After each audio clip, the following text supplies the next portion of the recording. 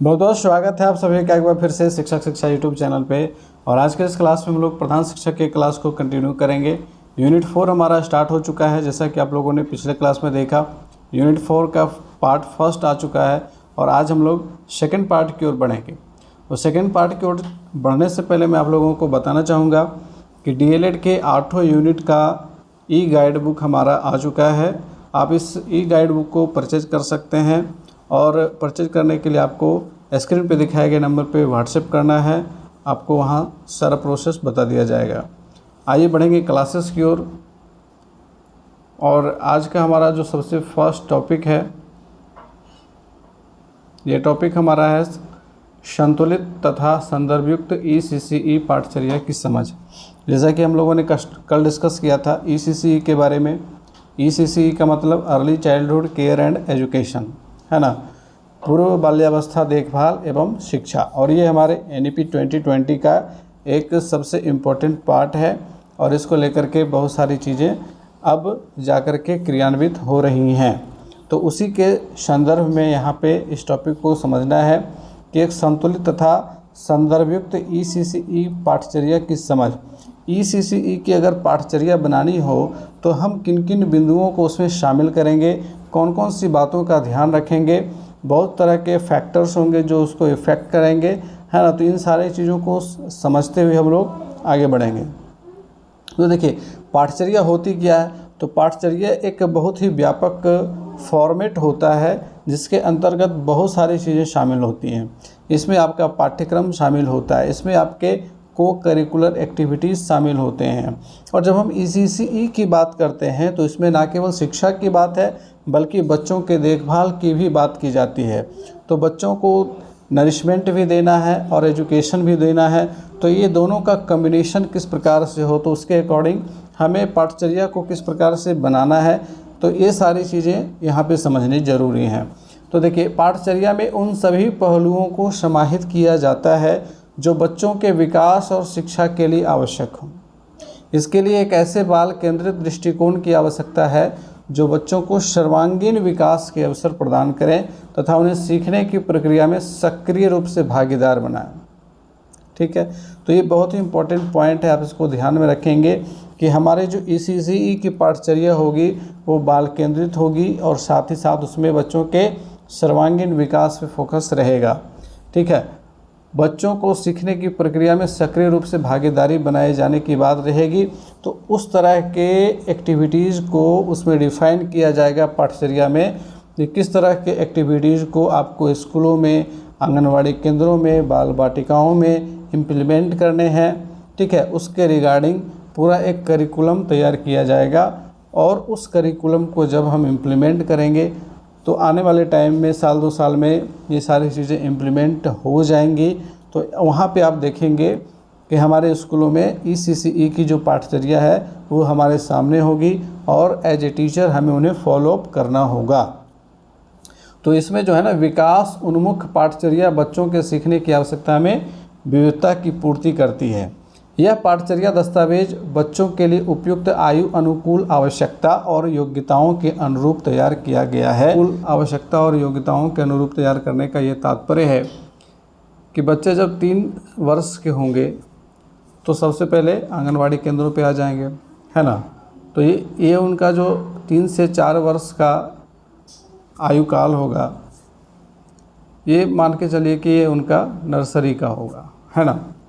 इसके बाद फिर वे 4 से 5 साल के दौरान आ जाएंगे LKG में। इसके बाद फिर 5 से 6 UKG में, फिर 6 से 7 क्लास 1 में और 7 से 8 में क्लास 2 में, है ना। तो ये पहला साल हुआ, दूसरा साल हुआ, तीसरा साल हुआ, चौथा साल हुआ और ये 5वां साल हुआ। तो ये फर्स्ट 5 ईयर का फाउंडेशनल स्टेज जो है वो कंप्लीट होता है।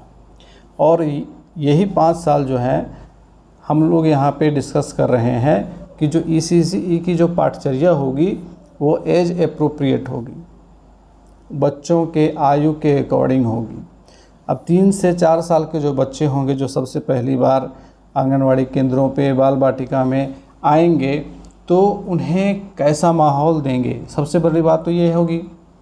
फिर आगे जैसे जैसे बढ़ेंगे, उनकी उम्र आगे जैसे जैसे बढ़ेगी, तो किस प्रकार की गतिविधियाँ, किस प्रकार से वर्णमाला के पहचान के लिए एक्टिविटीज़ करवाए जाएंगे, है ना। वहाँ पे बच्चों को पढ़ाने पे जोर नहीं दिया जाएगा, वहाँ पे ज़्यादातर एक्टिविटीज़ ही होंगे। आप मान के चलो कि 90% आपके एक्टिविटीज़ वाले वर्क ही करवाए जाएंगे बच्चों से, ठीक है, ताकि बच्चे खेल खेल में एक्टिविटी के माध्यम से चीज़ों को सीख सकें, उनकी समझ बन सके, पैटर्न बनाने की, पैटर्न निर्माण करने की क्षमता, ब्लॉक बिल्डिंग, इस तरह की जो चीज़ें होती हैं, है ना, पजल मेकिंग, तो बहुत तरह के गेम्स, ये सारी चीज़ें हैं। तो यहाँ पे आगे थोड़ा सा और डिस्कस कर लेते हैं। इसे लागू करने में शाला पूर्व शिक्षकों एवं निगरानी तंत्र की पूर्ण समझ विकसित करना तथा उनकी स्वाभाविक आवश्यकता पर बल दिया जाना जरूरी है। तो यहाँ पे यह बात निकल कर के आती है कि जो शाला पूर्व शिक्षक होंगे, अभी तो देखिए शाला पूर्व शिक्षक है नहीं, और मैंने पिछले क्लास में भी इसकी चर्चा की थी कि आने वाले टाइम पे आंगनवाड़ी केंद्रों पे, बाल वाटिका में शाला पूर्व शिक्षकों की बहाली होगी, जिसको हम लोग NTT कहते हैं, नर्सरी टीचर ट्रेनिंग कोर्स करने के बाद ऐसे शिक्षक की बहाली होगी। तो ऐसे शिक्षकों की बहुत बड़ी संख्या में बहाली होगी, और जितने भी लोग इस फील्ड में आने को इंटरेस्टेड हैं, इच्छुक हैं, आना चाहते हैं, खास करके जो महिला शिक्षिकाएं होंगी, उनके लिए एक बेहतर अपॉर्चुनिटी होगी इसमें, है ना, क्योंकि आने वाले टाइम पे आप देखोगे कि बड़ी संख्या में वैकेंसीज आएंगी और इसमें बड़े लेवल पे बहाली होगी। तो इसके लिए क्या करना है कि अगर जो लोग इंटरेस्टेड हैं वो अपनी तैयारी अभी से शुरू कर दे तो बहुत ज़्यादा बेटर होगा। तो हाँ, शाला पूर्व शिक्षकों की बहाली होगी, निगरानी तंत्र पूरी तरह से डेवलप किया जाएगा। अभी तो ICDS है, तो ICDS में CDPO हैं, CDPO के नीचे सुपरवाइजर्स हैं जो आंगनवाड़ी केंद्रों पर आती हैं और निरीक्षण करती हैं, बहुत सारी चीज़ें होती हैं वहाँ पे, तो उसको और ज़्यादा सुदृढ़ किया जाएगा, ठीक है। उसको जब एजुकेशन डिपार्टमेंट में शामिल किया जाएगा तो निश्चित रूप से उस पर और ज़्यादा फोकस किया जाएगा। अब आगे देखेंगे कि पूर्व प्राथमिक शिक्षा की जो संकल्पना हमारी है वो क्या है। पूर्व प्राथमिक शिक्षा की संकल्पना है कि 3 से लेकर के 6 वर्ष की आयु के सभी बच्चों का सर्वांगीण विकास सुनिश्चित करने के लिए, इसको थोड़ा सा जूम कर लिया जाए तो देखिए 3 से लेकर के 6 वर्ष ये पूर्व प्राथमिक शिक्षा के अंतर्गत आएंगे, है ना। जब बच्चा विद्यालय में कक्षा 1 में प्रवेश करने से पहले वो अपने 3 साल बिताएगा, तो ये जो 3 से 6 वर्ष की आयु के सभी बच्चे होंगे, इनका सर्वांगीण विकास सुनिश्चित करने के लिए सार्वभौमिक, क्षमतावादी, आनंददायी, समावेशित और बच्चों के परिवेश से मेल खाते सीखने के अवसर को प्रदान किया जाए। अब देखिए ऑब्जेक्टिव क्वेश्चंस जो बनाए जाते हैं, आपके MCQ क्वेश्चंस बनाए जाते हैं, उनका लेवल टफ कैसे किया जाता है। अब जैसे कि इसमें बहुत सारे फैक्ट्स जो रहेंगे, उन फैक्ट्स को शामिल किया जाता है क्वेश्चंस में, और फिर क्वेश्चंस को घुमाया जाता है, थोड़ा सा ट्विस्ट किया जाता है कि निम्नलिखित में से कौन पूर्व प्राथमिक शिक्षा की संकल्पना में शामिल नहीं है। अब आपके विकल्प दिए जाएंगे, ठीक है। इस तरह से प्रश्न बनाए जाते हैं। तो आपको इन फैक्ट्स को अच्छे से ध्यान में रखते हुए पढ़ाई करनी है, ताकि अगर इस तरह से प्रश्न बनाए जाएं तो हम उसका आंसर आसानी से कर सकें, ठीक है। क्योंकि जब क्वेश्चन को ट्विस्ट किया जाता है थोड़ा सा, कौन सा इनमें से कौन सा नहीं है कर देगा, ठीक है। अभी यहाँ पे है, हम लोग देख रहे हैं, नहीं कर दिया जाता है, और दिमाग में बैठा हुआ रहता है, जो पढ़ करके जाते हैं आप, वो दिमाग में बैठी हुई चीज़ें रहती हैं, तो फटाफट आंसर करने के चक्कर में क्या होता है, कभी कभी उल्टा पुल्टा आंसर हो जाता है। तो सबसे पहले बात तो ये है कि एग्जामिनेशन में जब आप जाएंगे तो हर एक क्वेश्चन को ध्यान से पढ़ें, और क्वेश्चन को जब ध्यान से पढ़ेंगे और फिर ऑप्शंस को अच्छे से ऑब्ज़र्व करेंगे, क्योंकि कई बार क्या होता है ना कि ऑप्शंस में लोग फंस जाते हैं। कभी कभी 2 विकल्प सही होते हैं, जबकि पहला विकल्प देखा वो बिल्कुल सटीक और सही लगता है, उसको मार करके चले जाते हैं। फिर ध्यान से देखने पर पता चलता है नहीं, दूसरा और तीसरा विकल्प में से एक विकल्प और सही था, तो चौथा विकल्प एक से अधिक वाला सही होना चाहिए था। इस तरह की चीज़ें वहाँ पे होती हैं। तो चीज़ों को बेहतर तरीके से समझना है, और इस तरह से समझना है कि जो क्वेश्चन बनाने वाला होता है, क्वेश्चन सेटर होता है, उसके दिमाग को रीड करते हुए पढ़ना है। यह सब तभी संभव हो पाएगा जब अभिभावक और शिक्षक भावनात्मक रूप से समर्थन दें, संस्कृति से जुड़े, बाल केंद्रित प्रोत्साहनवर्धक अधिगम परिवेश सृजित करने में सहभागी बने। अब देखिए बहुत सारी चीज़ें यहाँ पर शामिल होती है। जब पाठचर्या की बात होती है, शिक्षा नीति की बात होती है, ये ऊपर लेवल का चीज़ होता है, और जो टॉप लेवल पे चीज़ें होती हैं ना उसमें सारी चीज़ें समाहित होती हैं। फिर जैसे जैसे धीरे धीरे नीचे आता है तो चीज़ें छोटी होती जाती हैं। इसका लक्ष्य है कि प्रत्येक बच्चे की क्षमताओं का विकास उसके उच्चतम स्तर तक हो सके, ताकि खेल और विकासात्मक प्रतिमानों के अनुरूप अभ्यास द्वारा जीवन पर्यंत रहने वाले अधिगम की मजबूत नींव तैयार हो सके। अब देखिए बहुत सारी चीज़ें इसमें छुपी हुई रहती हैं, है ना, बहुत सारी चीज़ें इसमें छुपी हुई रहती हैं कि आप तो यहाँ पर देख रहे हैं कि बहुत सारी विशेषताओं को यहाँ पे बताया जा रहा है। ये किस तरह की विशेषताएं होंगी बाल केंद्रित शिक्षा में, या पूर्व प्राथमिक शिक्षा की किस तरह की विशेषताएं होंगी, किस तरह से अधिगम परिवेश उनका होगा, तो ये सारी चीज़ें इसमें छुपी हुई रहती है। अब यहीं से प्रश्न को उठा लिया जाएगा, बना दिया जाएगा, तो ये सारी चीज़ें हैं। ठीक है, अब यहाँ पर देखिए जीवन पर्यंत रहने वाले अधिगम, यानी कि विकास जो है वो विकास की प्रक्रिया कह सकते हैं, अधिगम की प्रक्रिया कह सकते हैं। ये जीवन पर्यंत तक चलने वाली प्रक्रिया होती है ना। इंसान जब तक जिंदा है तब तक कुछ ना कुछ सीखता रहता है, उसके किसी न किसी तरह का डेवलपमेंट उसके अंदर घटित होता रहता है। यह पाठचर्या इस बात को भी महत्व देती है कि सकारात्मक दृष्टिकोण, अच्छे मूल्य, समीक्षात्मक चिंतन कौशलों, सहयोग, संप्रेषण, रचनात्मकता, तकनीक, साक्षरता और सामाजिक भावनात्मक विकास भी हो।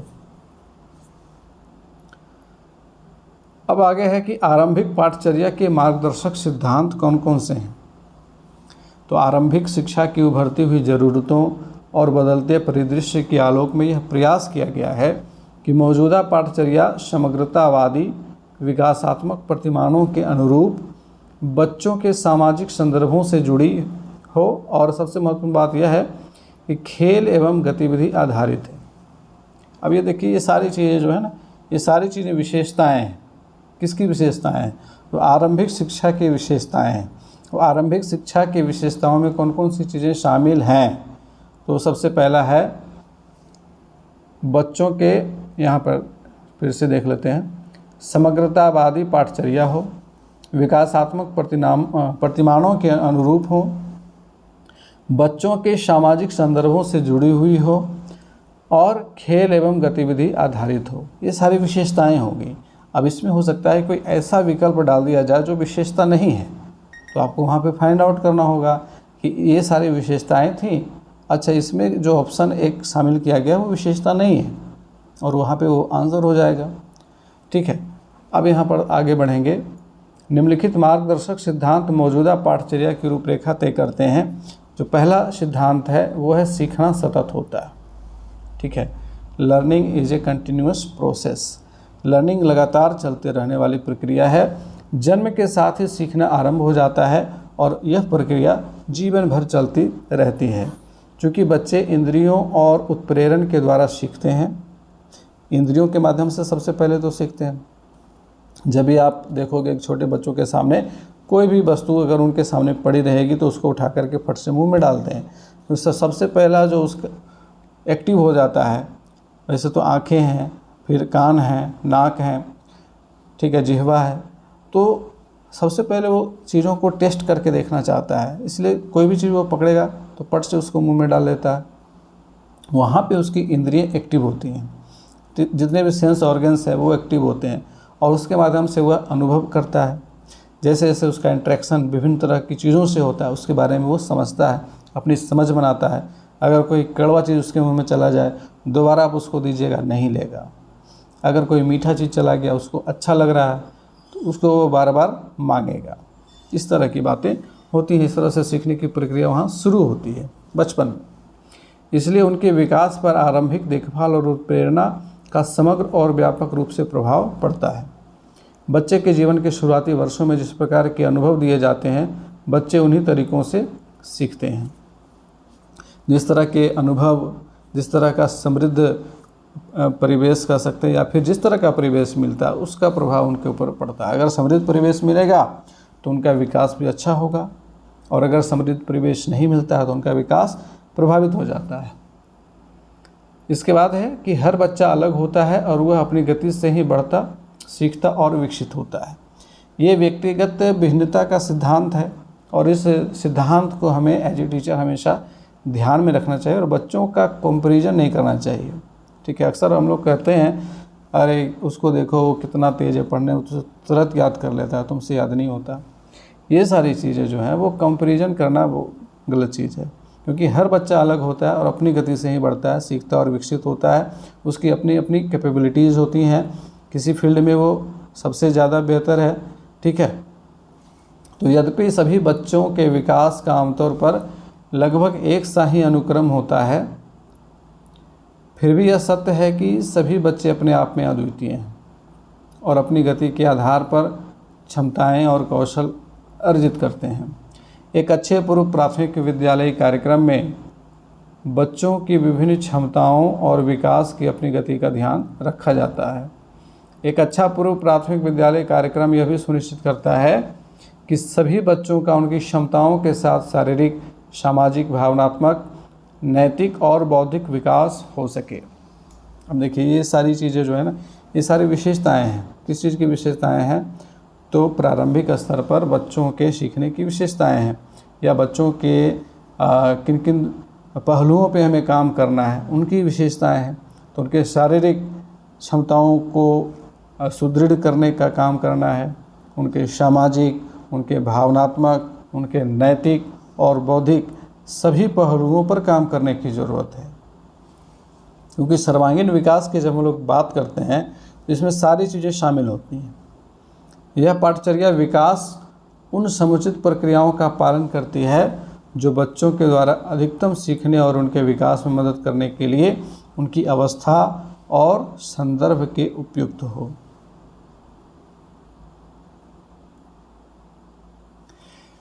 तीसरा मार्गदर्शक सिद्धांत है कि सीखने और विकास का आधार खेल एवं गतिविधियां हैं। ऑब्वियस है कि पूर्व प्राथमिक स्तर पे बच्चों को हम पढ़ा नहीं सकते हैं। हम उनमें जो सिखाना चाहते हैं, जो हमारा गोल है, लर्निंग आउटकम हम उनसे जो लेना चाहते हैं, उसके अचीवमेंट के लिए हम बहुत तरह के खेल और बहुत तरह की गतिविधियों को करवाएंगे। तो इस तरह से पाठचर्या बनाई जाएगी या बनाई जा रही है। एक तरह से कह सकते हैं कंप्लीट हो गया है। ठीक है, अब इससे केवल इम्प्लीमेंट करना भर है। ये सारी चीज़ें कंप्लीट हो चुकी हैं। आपका एनसीएफ भी कंप्लीट हो चुका है। एनसीएफ 2022 या 2023 में कंप्लीट हो चुका है। केवल अब उसे धरातल पर आने की देर है। ये सारी चीज़ें कंप्लीट हो चुकी हैं। तो सीखने और विकास का आधार खेल एवं गतिविधियाँ। पूर्व प्रारंभिक स्तर पे खेल और गतिविधियों के माध्यम से ही हम लोग वो सारी चीज़ें सिखा सकते हैं। बहुत तरह की चीज़ें, बहुत तरह के खेल, बहुत तरह की गतिविधियाँ हम करवाएंगे बच्चों से। पूर्व प्राथमिक शिक्षा के लिए खेल एवं गतिविधियाँ सर्वश्रेष्ठ शिक्षण माध्यम है। अब यहाँ देखिए मारिया मोंटेसरी, आपके फ्रेडरिक फ्रोबेल महोदय हो गए जिन्होंने किंडरगार्टन पद्धति को दिया, जर्मनी के थे। मारिया मोंटेसरी इटली की थी, उनका मोंटेसरी प्रणाली वो भी खेल गतिविधि आधारित शिक्षण पद्धति है। फ्रेडरिक फ्रोबेल का खेल आधारित शिक्षण पद्धति है। तो उनके थ्योरीज़ को इम्प्लीमेंट किया जा रहा है। ये गतिविधियाँ बच्चों को खोजबीन करने, प्रयोग करने, परिवेश को अपने अनुसार ढालने और अनुभव करने के अवसर प्रदान करती हैं। अब देखिए यहाँ से भी बहुत सारे प्रश्न बन जाते हैं, है ना। प्रश्न छुपे होंगे थ्योरीज में, आपको बस उन्हें ढूंढना होगा। आप खुद से प्रश्न क्रिएट कर सकते हैं। ठीक है, हम लोग जैसे कैसे बच्चों का एग्ज़ाम लेते हैं तो किताब को पढ़ते हैं, क्वेश्चंस बना लेते हैं, बस उसी तरह से आपको इन थ्योरीज को अच्छे से देखना है और क्वेश्चंस खुद से तैयार कर लेने हैं। क्योंकि देखिए प्रश्नों की संख्या सीमित है, एक लिमिटेशन हमारी है, काम करने की क्षमता सबकी अपनी अपनी लिमिटेड होती है। तो प्रश्नों की संख्या बहुत ज़्यादा नहीं है। ठीक है, मैं जब इसको एनालिसिस कर रहा हूँ तो मुझे लग रहा है कि प्रश्नों की संख्या पर्याप्त बिल्कुल नहीं है। ठीक है, प्रश्न बहुत ज़्यादा और होने चाहिए। अब उतने ज़्यादा प्रश्नों को बनाने के लिए पूरे एक टीम की ज़रूरत पड़ जाती है। ठीक है, 4 लोगों की टीम हो जो प्रश्नों को बनाए, फिर 1-2 ऑपरेटर हो जो उसको टाइप करे। इसमें बहुत ही ज़्यादा मैराथन वर्क होता है। अब एक अकेला आदमी कितना कर सकता है ये आप समझ सकते हैं। तो आपको इन थ्योरीज में से प्रश्न खुद से बनाने हैं, खुद से सोचने हैं। जब भी आप पढ़िएगा तो देखिए इसमें जितना हमारा नोट्स है उसमें कहीं भी आपको काट छाँट करने की ज़रूरत नहीं है। आप जोड़ सकते हैं, छाँट नहीं कर सकते हैं, ठीक है, काट छाँट नहीं कर सकते हैं, आप ऐड करिए। बहुत सारी चीज़ें जो छोटी छोटी चीज़ें मैंने छोड़ दी हैं जानबूझ करके, क्योंकि क्लासेस के दौरान मैं उसमें ऐड करता चलूँगा। और भी बहुत सारी चीज़ें हैं। एक तो समग्र रूप से हम शिक्षा प्रणाली पे फोकस अपना बनाए रखें, उसके लिए मैं अलग से क्लास लेकर के आऊँगा, और वो सारी चीज़ें धीरे धीरे और उसमें ऐड होंगी, ठीक है। तो ऐड करना है, काटने छाटने की ज़रूरत तो पड़ेगी ही नहीं आपको, क्योंकि सारी चीज़ें जो टू द पॉइंट लिखी गई हैं और उतनी ही लिखी गई हैं जितनी भर की ज़रूरत है। इसमें जोड़ा जा सकता है, काटा छाटा नहीं जा सकता है। तो इस चीज़ का ध्यान रखेंगे कि जब आप पढ़ेंगे इसको तो पढ़ते समय आपके मस्तिष्क में प्रश्न बनने चाहिए, ठीक है, कि यहाँ से इस पॉइंट से किस तरह के प्रश्न पूछे जा सकते हैं, किस तरह का प्रश्न बन सकता है, ठीक है। ये सारी चीज़ों को ध्यान में रखिएगा तो निश्चित रूप से ज़्यादा सीखिएगा। पाठचर्या इस प्रकार की खेल गतिविधियों का सुझाव देती हैं जिनसे विभिन्न प्रकार के खेलों जैसे स्वच्छंद व निर्देशित खेल। अब देखिए खेल से संबंधित सवाल यहाँ पे बन सकता है कि पूर्व प्राथमिक शिक्षा के खेल आधारित गतिविधियों की विशेषताएं निम्न में से कौन नहीं हैं या कौन हैं। तो कौन कौन सी विशेषताएं होंगी? स्वच्छंद व निर्देशित खेल, क्रियाशील और दूसरे के द्वारा खिलाए जाने वाले खेल, भीतरी तथा बाह्य खेल, इसको इंडोर और आउटडोर गेम्स कहते हैं, है ना। इंडोर गेम जो वैसे छोटे छोटे खेल जो हम कमरे के अंदर करवा सकते हैं, आउटडोर गेम्स आप लोग समझ रहे हैं जो बड़े लेवल पर जिसके लिए फील्ड की ज़रूरत पड़ती है, ठीक है। तो इंडोर और आउटडोर गेम्स हो गया। वैयक्तिक एवं सामूहिक खेल, बहुत सारे खेल होते हैं जो वैयक्तिक होते हैं, ठीक है, दो व्यक्ति मिलकर के खेल लेंगे। बहुत सारे गेम्स में सामूहिक टीम की ज़रूरत पड़ती है। जैसे कबड्डी आपको खिलवाना हो तो आप दो बच्चों के बीच कबड्डी का खेल करवा सकते हो क्या? नहीं करवा सकते हो, उसके लिए टीम की ज़रूरत पड़ेगी। क्रिकेट खिलवाना हो बच्चों को तो क्या उसमें समूह की ज़रूरत पड़ती है। खो खो खिलवाना हो, है ना। बहुत सारे ऐसे खेल हैं जिसमें सामूहिक टीम की ज़रूरत पड़ती है। तो टीम जब बनाएंगे तो उसमें बहुत सारे बच्चे इंगेज होंगे। वहीं कुछ ऐसे खेल हैं जो व्यक्तिगत तौर पर, यानी कि उसमें केवल दो ही बच्चे भाग ले सकते हैं। जैसे कि आप शतरंज का खेल है तो दो बच्चे वहाँ पार्टिसिपेट करेंगे, वो वैयक्तिक खेल हो जाएगा, ठीक है। बैडमिंटन का खेल हो रहा है तो दो बच्चे पार्टिसिपेट कर रहे एक टाइम पे। तो इस तरह से अलग अलग तरह के खेल हैं। संरचनात्मक व असंरचनात्मक खेलों के अनुपात में संतुलन बना रहे। खेलों का अधिकांश भाग स्वयं प्रेरित खेलों एवं गतिविधियों पर आधारित होना चाहिए जो बच्चों की रुचि और इच्छा पर आधारित हो, ठीक है। तो खेल ऐसे होने चाहिए जो बच्चों की रुचि और इच्छा पर आधारित हों। अब ऐसा नहीं है कि आप बच्चों की इच्छा के विरुद्ध जाकर के कुछ खेल करवाइएगा तो बच्चे उसमें पार्टिसिपेट ही नहीं करेंगे, ढंग से उनका मन ही नहीं लगेगा, है ना। तो इस सारी चीज़ों को ध्यान में रखना होगा। आगे है कि बच्चों के सीखने के लिए बड़ों के साथ प्रतिक्रियात्मक और सहयोगी अंतःक्रिया यानी कि संवाद अनिवार्य है। बच्चे अपने अभिभावकों, परिवार, शिक्षक व समाज के साथ अपने संबंधों के द्वारा सीखते हैं। संबंधों को बनाए रखने से बच्चों में सुरक्षा की भावना, आत्मविश्वास, कौतूहल और संवाद करने की क्षमता पैदा होती है। इन संबंधों और अंतःक्रिया के आधार पर बच्चे यह भी सीखते हैं कि अपनी भावनाओं को किस प्रकार नियंत्रित किया जाए और उन्हें समाज में उपयोगी तरीके से कैसे दूसरों से जोड़ा जाए।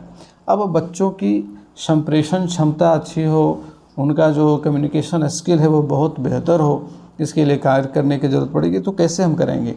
क्या बच्चों को संवाद करने के लिए ज़बरदस्ती बोल करके बताएंगे? नहीं, हम उन्हें कविता सुनाएंगे, हम उन्हें कहानियाँ सुनाएंगे, हम उन्हें पहेलियाँ बुझाएंगे, ठीक है।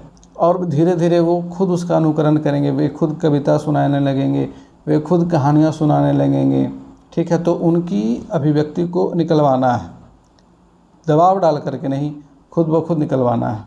और जब हम लोग इस तरह से कहानी सुनाने की प्रक्रिया में आते हैं तो बच्चे भी सुनाते हैं। संस्मरण की बात कर लो आप क्लास में तो सारे बच्चे अपने अपने अनुभव सुनाने लग जाएंगे। गर्मी की छुट्टियों में कहीं गए घूमने के लिए, सारे बच्चे आकर के सुनाने लग जाते हैं। इस तरह की चीज़ों से हम उनका कम्युनिकेशन स्किल बेहतर कर सकते हैं। नेक्स्ट है कि पारस्परिक शिक्षण अधिगम अनुभवों को समृद्ध करता है। पारस्परिक शिक्षण अधिगम, बच्चों का आपस में एक दूसरे के साथ काम करना, इसको हम लोग क्या कहते हैं, पीयर ग्रुप लर्निंग भी कहते हैं, है ना। बच्चों का शिक्षक के साथ और सामग्री के साथ तरह तरह के कार्य करना, सामग्री मतलब TLMs, गुणवत्तापरक पूर्व प्राथमिक शिक्षा का महत्वपूर्ण पहलू है। ठीक है, तो गुणवत्तापूर्ण प्राथमिक शिक्षक के महत्वपूर्ण पहलुओं में कौन कौन सी विशेषताएं शामिल हैं? बच्चों का आपस में बातचीत करना, बच्चों का एक दूसरे के साथ सहयोग करना, बच्चों का एक दूसरे के साथ खेल में गतिविधि में पार्टिसिपेट करना, ठीक है, सक्रिय भूमिका निभाना, विभिन्न तरह के शिक्षण अधिगम सामग्रियों के साथ अंतःक्रिया करना, उनसे बहुत तरह की चीज़ों को सीखना, विभिन्न प्रकार के पैटर्न बनाना, विभिन्न प्रकार के पजल्स को सॉल्व करना, ये सारी चीज़ें आ जाती हैं। तो बच्चों के आपस में संवाद परिवेशीय और सांस्कृतिक अनुभवों को विविधता तथा सार्थक संवाद सुदृढ़ ज्ञान के सृजन की नींव प्रदान करते हैं व उन्हें औपचारिक विद्यालय के लिए तैयार करते हैं। अब देखिए, ये सारी चीज़ें जो इम्पोर्टेंट चीज़ें हैं अभी हमारे लिए इतनी ज़्यादा इम्पोर्टेंट क्यों बन गई हैं? क्योंकि आप देख रहे हो कि प्रधान शिक्षक की जो परीक्षा है, ये प्रधान शिक्षक प्राथमिक विद्यालयों के प्रधान शिक्षक के रूप में नियुक्ति के लिए है। और अब प्राथमिक विद्यालयों का दायित्व बढ़ने वाला है, क्योंकि अब उन्हें आंगनवाड़ी से टैग किया जाएगा और पूर्व प्राथमिक शिक्षा की जिम्मेदारी वहाँ के प्रधान शिक्षकों के ऊपर होगी। तो इसीलिए ये वाला जो टॉपिक है आपका बहुत ज़्यादा इम्पोर्टेंट बन जाता है, और इसके जो भी टर्म्स एंड कंडीशंस हैं आप लोगों को ध्यान में रखने हैं। जितनी टर्म्स आप लोग देख रहे हैं, जितनी तरह की परिभाषाएं हैं, जो विशेषताएं हैं, विभिन्न प्रकार की नीतियों के, विभिन्न प्रकार के पाठचर्या के जो मार्गदर्शक सिद्धांत अभी हम लोग डिस्कस कर रहे हैं, जो लघु उद्देश्य हैं, दीर्घ उद्देश्य का भी हम लोग डिस्कशन करेंगे। ठीक है, लघु उद्देश्य और दीर्घ उद्देश्य का नियोजन किस प्रकार से करेंगे, उन सारी चीज़ों का डिस्कशन करेंगे। तो इन सारी चीज़ों को इसीलिए ध्यान में रखना है कि as a head teacher of a primary school you have to handle all this things. आपको सारी चीज़ों को हैंडल करना होगा वहाँ पे। ठीक है, तो बहुत बड़ा दायित्व आने वाला है प्राथमिक विद्यालय के प्रधान शिक्षकों के ऊपर। इसीलिए सारी चीज़ें आ रही हैं, इन सारी चीज़ों की कवायद की जा रही हैं। अगला हमारा है कि स्थानीय रूप से उपलब्ध सामग्री का विकास और उपयोग सीखने के अवसरों को समृद्ध करता है। निश्चित रूप से जब हम बच्चों को उनके घर के घरेलू सामान से कुछ उपयोगी चीज़ बनाना सिखा दें तो वो ज़्यादा इफ़ेक्टिव होता है। बच्चे घर में जा कर के बना करके दिखाते हैं तो घर के लोगों को भी लगता है कि नहीं, हमारा बच्चा जब स्कूल में जाता है तो कुछ ना कुछ सीखता है। तो स्थानीय रूप से उपलब्ध संसाधनों का उपयोग बच्चों को आरंभिक उत्प्रेरणा और शिक्षा देने में बहुत ही ज़्यादा सहायक होता है। इससे स्थानीय रूप से महत्वपूर्ण मूल्यों और सांस्कृतिक पृष्ठभूमि के अन्य दूसरे पहलुओं का संरक्षण तो होता ही है, साथ ही अपनी सांस्कृतिक अस्मिता के लिए भी महत्वपूर्ण है। निश्चित रूप से जब हम एक संस्कृति या एक पीढ़ी से दूसरी पीढ़ी में हम जब सामाजिक मूल्यों को हस्तांतरित करते हैं तो वही तो हमारा जो परिवेश बनता है, हमारी जो परंपरा है वो पीढ़ी दर पीढ़ी उत्तरोत्तर आगे बढ़ती जाती है। तो हम अपनी सांस्कृतिक अस्मिता को इस तरह से आगे बनाए रख सकते हैं। ये शिक्षक बच्चों, अभिभावकों और समुदाय को सक्रिय एवं रचनात्मक शिक्षण अधिगम प्रक्रिया में योगदान देने के अवसर भी प्रदान करते हैं। नेक्स्ट है कि संदर्भ के प्रति संवेदनशीलता और विविधताओं की सराहना अधिगम में सहायक होती हैं। यह बहुत ही आवश्यक है कि सभी बच्चों के सकारात्मक बिंदुओं और क्षमताओं की पहचान की जाए, जिससे उन्हें सीखने के अधिकतम अवसर दिए जा सकें। जैसा कि अभी हम लोगों ने डिस्कस किया कि हर बच्चे एक दूसरे से अलग होते हैं। अब जब अलग होते हैं तो उनकी कुछ ना कुछ क्वालिटीज़ तो सभी बच्चों में होंगी ना, तो हमें उनकी पहचान करनी है कि किस बच्चे में कौन सा क्वालिटी छुपा हुआ है, कौन सा टैलेंट छुपा हुआ है, और उन टैलेंट्स को बाहर निकालने का काम एज ए टीचर सभी को करना होगा।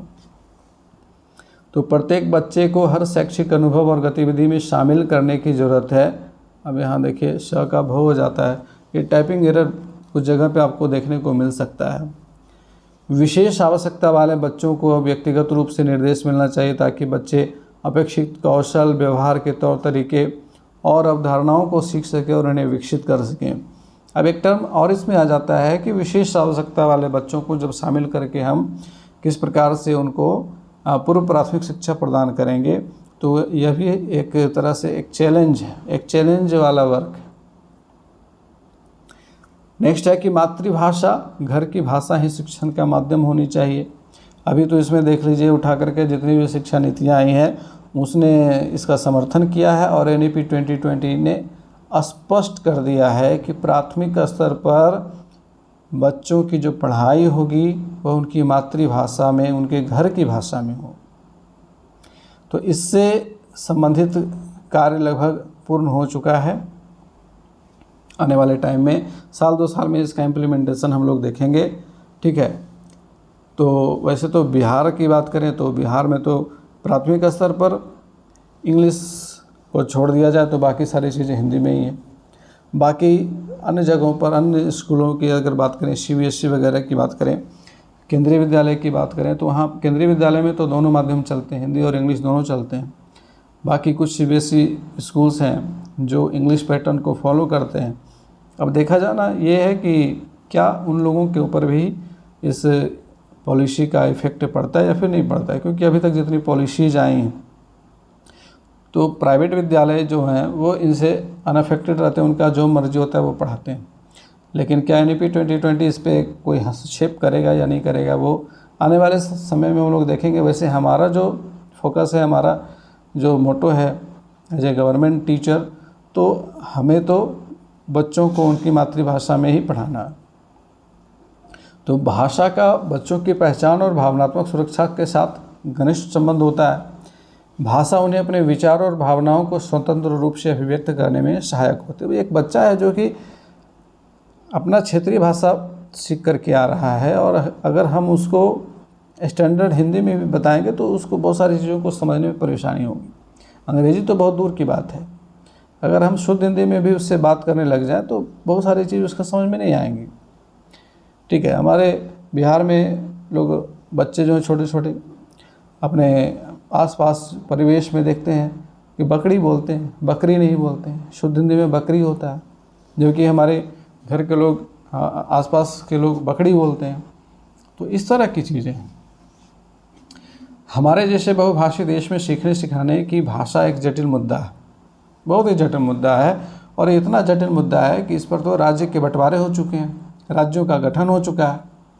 तो पूर्व प्राथमिक विद्यालयों में आने वाले बच्चों के घर की भाषा विद्यालय की भाषा या फिर उस क्षेत्र में बोली जाने वाली भाषा से भिन्न हो सकती है। शोध यह दर्शाते हैं कि जिन बच्चों को पूर्व प्राथमिक कार्यक्रम में अपनी मातृभाषा में बोलने के अवसर मिलते हैं वे आसानी से किसी विषय पर समझ बना लेते हैं। अब ये तो ऑब्वियस है ना कि हमारे मस्तिष्क में जिस भाषा में हमारी थिंकिंग चल रही है तो हम उसमें सबसे ज़्यादा बेहतर सोचेंगे। अब हमारी मातृभाषा हिंदी है और हमसे अगर कोई इंग्लिश में बात करने लग जाए तो पहले तो अगर हमारी थोड़ी बहुत अंग्रेजी ठीक है तो हम उसको ट्रांसलेट करेंगे ना, तब तो समझ पाएंगे। अगर हमें इंग्लिश में बोलना हो तो पहले हम सोचेंगे हिंदी में, फिर उसका ट्रांसलेशन होगा और तब स्पीकिंग होगी। तो एक लॉन्ग प्रोसेस, उसमें मिस्टेक्स के डर से लोग बोलते ही नहीं हैं। तो अगर हम सहज और स्वाभाविक रूप से जिस भाषा में सोच सकें उसी भाषा में पढ़ने को मिल जाए, उसी भाषा में सारी चीज़ें हों, तो निश्चित रूप से जो छोटे बच्चे होंगे उसके बारे में सोचिए कितना आसान हो जाएगा उसके लिए। अब बच्चों को ज़बरदस्ती अंग्रेजी भाषा के माया मोह में इतने लोग फंसे हुए कि बच्चों के ऊपर ज़बरदस्ती प्रेशर, इतना ज़्यादा प्रेशर होता है कि बच्चे इंग्लिश सीख तो जाते हैं किसी तरह से, लेकिन प्रैक्टिकल नहीं होता है और इंग्लिश सीखने के चक्कर में उनका जो इम्पोर्टेंट पोर्शन होता है मैथ्स का, साइंस का, वो गड़बड़ हो जाता है। तो इसीलिए बच्चों की मातृभाषा घर की भाषा में शिक्षण को अंतर्राष्ट्रीय स्तर पर स्वीकार किया गया और एक बड़ा मुद्दा है ये। अगला है अधिगम और परिवार की सहभागिता योगदान देती है। अधिगम में परिवार की सहभागिता योगदान देती है। बच्चों के अधिगम और विकास में अभिभावकों और परिवार का बहुत ही महत्वपूर्ण योगदान होता है। पूर्व प्राथमिक पाठचर्या पूर्व प्राथमिक विद्यालयों और घरों में परिवारों की सहभागिता और साझेदारी की अनुशंसा करती है, लेकिन यहाँ भी प्रॉब्लम्स होंगे, खास करके बिहार जैसे राज्यों में जहाँ पे अभी भी साक्षरता दर में बहुत ज़्यादा सुधार की ज़रूरत है। हमारे स्कूल में भी बहुत सारे ऐसे बच्चे आते हैं जो पहली पीढ़ी के साक्षर बच्चे होने वाले हैं। अभी तक उनके परिवार में किसी भी पीढ़ी में लोग पढ़े लिखे नहीं हैं। इस तरह की चीज़ें तो हमारे सामने हैं, हम सभी लोग इससे जूझते हैं। आप बच्चों को होमवर्क दे दीजिए, नहीं बनता है उनका होमवर्क, क्योंकि घर में कोई गाइड करने वाला नहीं होता है। घर के लोगों को पता नहीं कि उसके कॉपी में क्या लिखा हुआ है। तो ये जो पॉइंट है, इसको धरातल पर लागू होने में तो बहुत टाइम लगेगा। जब तक पूर्ण साक्षरता प्राप्त नहीं हो जाती तब तक इसमें बहुत समस्याएं होंगी। लेकिन खैर, फिर भी जितने लोग साक्षर हैं वो इसमें सहयोग कर सकते हैं। अब अगले पॉइंट पे हम लोग आ जाते हैं, पाठचर्या के लघु एवं दीर्घकालिक उद्देश्य तथा नियोजन। तो देखिए, भारत सरकार ने पूर्व प्राथमिक शिक्षा की गुणवत्ता को सुधारने के लिए कई प्रावधान किए हैं, जैसे स्वास्थ्य और देखभाल सुविधाओं की उपलब्धि।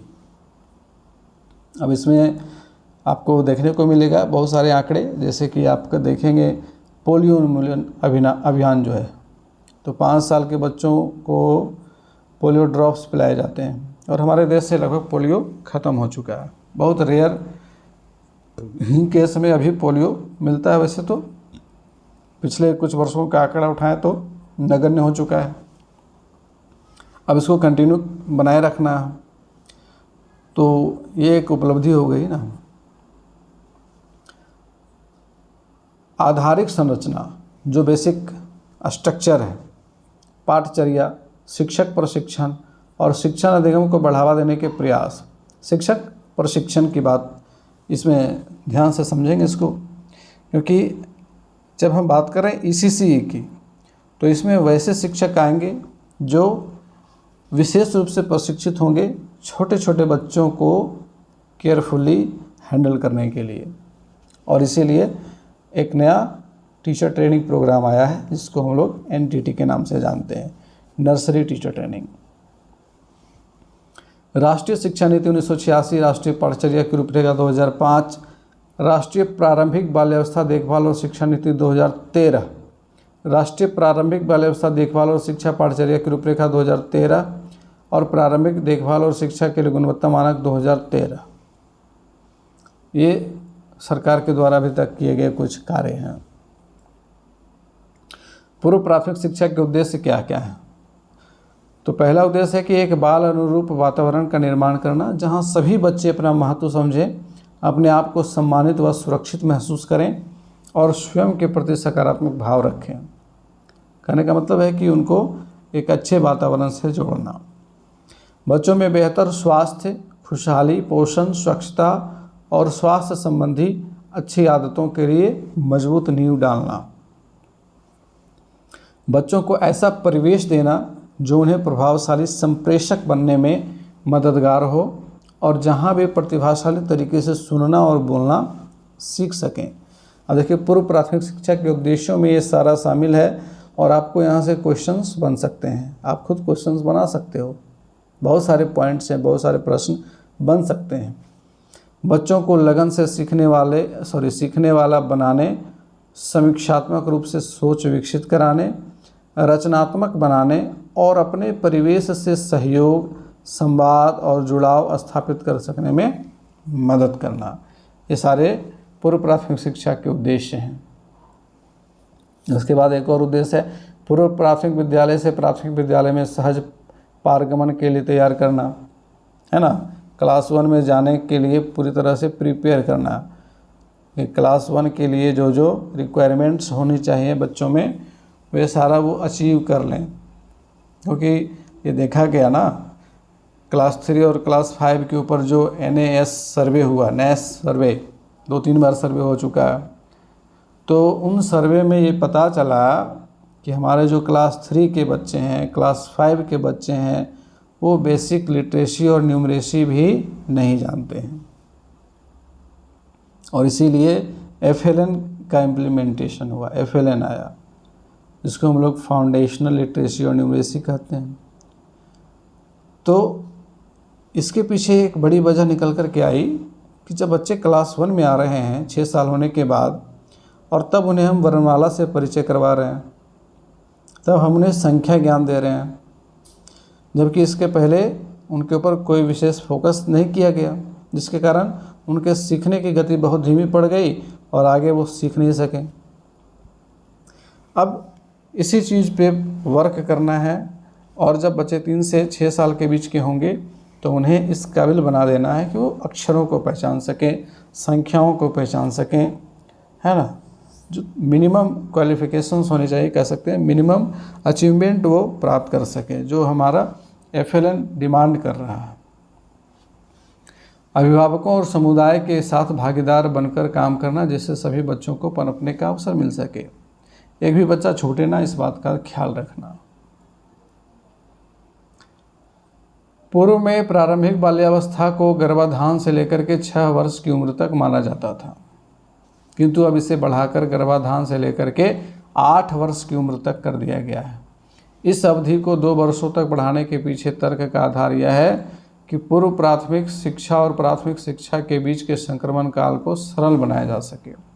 साथ ही शिक्षा के हितधारकों और योजनाकारों के द्वारा प्रारंभिक बाल्यावस्था की योजनाओं का समग्र रूप से निर्धारण एवं क्रियान्वयन किया जा सके।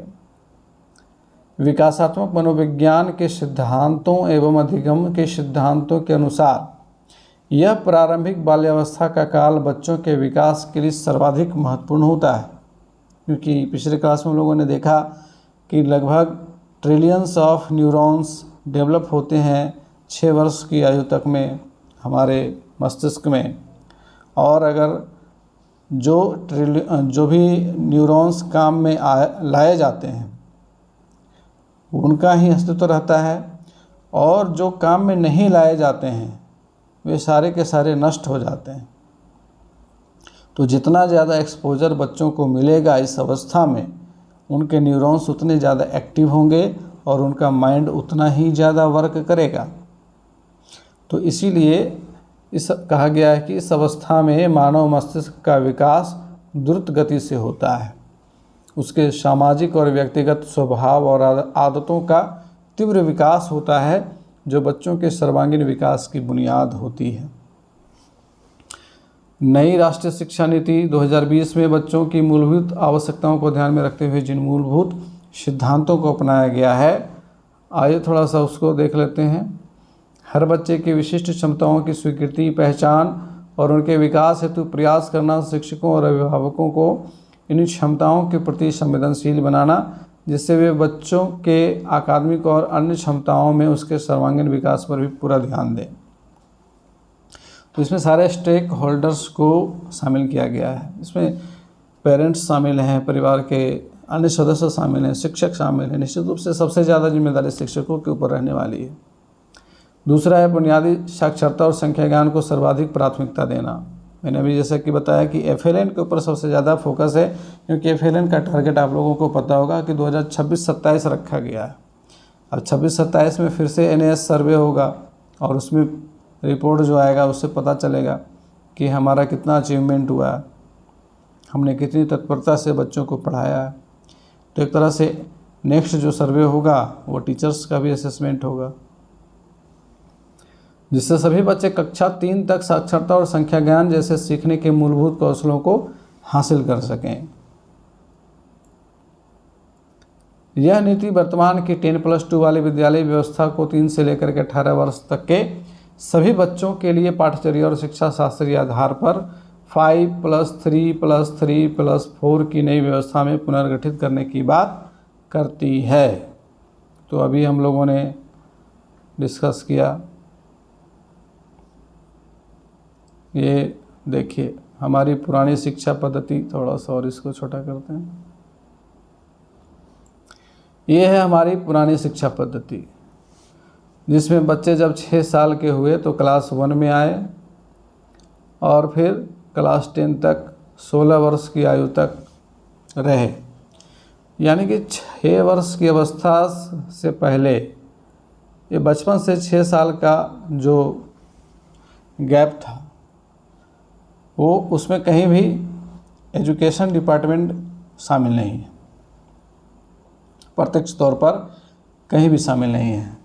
अब इसमें बदलाव आया है।